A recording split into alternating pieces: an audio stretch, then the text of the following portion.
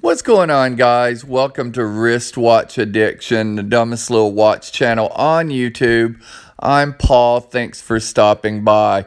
In front of you, we have 3 Omegas from my collection. My collection is a little Omega heavy. First with this Planet Ocean, next with this little vintage 1946 Omega, and then finally with this reverse Panda Speedmaster automatic date from the 90s. Great watches all, but one thing that's missing and is noticed missing from everyone that looks at my collection is a Moonwatch. Why don't you have a Moonwatch?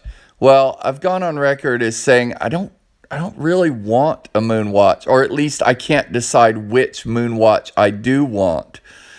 But I finally picked one up, sort of. I'll explain.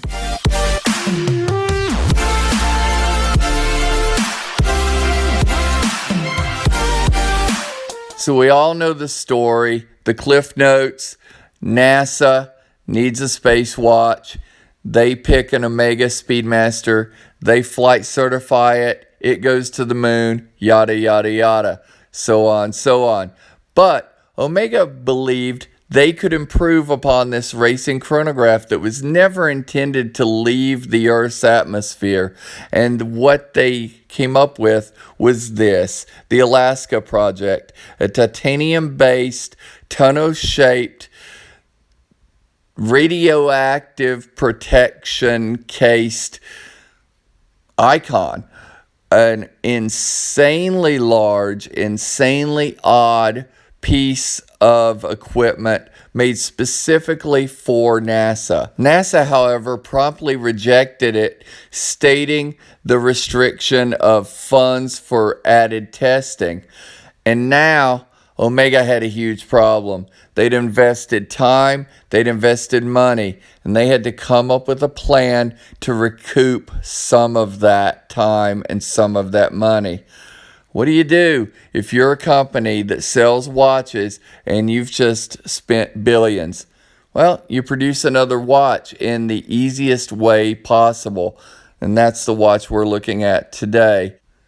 This is my reference 145.014, the beautiful Mark II Speedmaster Professional, or as we would have called it in the US at the time, the Omega Speedmaster Professional 2.0, because that's basically what Mark II means. It means second iteration, the second generation. And that's exactly what it is.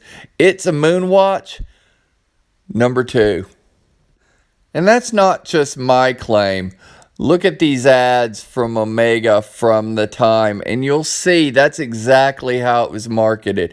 It was marketed as the son of the now icon, the Speedmaster Professional. It was the baby to the daddy, as you will see in this ad. Yeah, kind of weird marketing, but that's what it was. I would say it's less of a son of the Speedmaster Professional and more of a recased Speedmaster Professional, as it has the same dial, the same hands, and the same iconic 861 manual wind movement. This, a photo of my exact movement. Here's some advice, guys. If you're going to buy a pre-owned watch and it's not from a dealer that you know in and out, get a movement photo, get a movement video, or see the movement for yourself in person. This specific Mark II has a slightly lightened dial, has some stretch in the bracelet as expected for a near 50-year-old watch. This was a 1972 piece, and you can see on my wrist the tension clasp, as most watches had at the time, still has tons of resistance. The bracelet, a 20 millimeter tapered Omega bracelet, flaring out to the edge of this tonneau-shaped case and setting with these flat end links just under the edge of the case. The external tachometer scale now moved internal below the mineral crystal for added protection. And protection is a theme on this watch, guys. Protection of the end links, protection of the tachometer scale, and protection of the pushers and crown with this barrel-shaped case acting as crown and pusher guards. Just a really excellent idea. An idea used by other companies, but done very well by Omega in the Mark II Professional. If you're looking for a Moonwatch styled Omega Speedmaster, I believe this is probably one of the best values out there. A lot of people market the Speedmaster Reduced or the Speedmaster Date Automatic, like I also have and love, but I feel like this is about as close as you can get to a Speedmaster Professional Moonwatch, the watch worn on the moon, without actually spending that sort of money. And when we're talking about money, you can get these pretty cheap at the moment. Popping on eBay, doing lowest price first. The first one we come up to is this one at just under $2,000. And then we have a few jumping above that. Now, keep in mind, the lower the price, the worse condition more than likely. But still a lot of good deals under $3,000. This one, another cool piece. The original Mark IIs came in my dial, the Moonwatch dial, the racing dial, this one here, a gold-plated case and gold dial, and a very rare 18-karat gold case. This seller, including a photo of the movement, so once again, guys, get a photo of the movement. It'll save you a lot of heartache in the long run. So back outside, you can see this satin mid case, the satin bracelet with these polished beveled edges, a little softer than what originally would have been on this watch, as this has been refinished. I'm okay with that. I paid a refinished price, got a very, very good deal on this piece. You can see the finish is very good. It's just not the original radial finish that would have been on these pieces, radiating out from the center point out to the edges of the case and down the dial. Very cool, very iconic. It's unfortunate this one does not have it.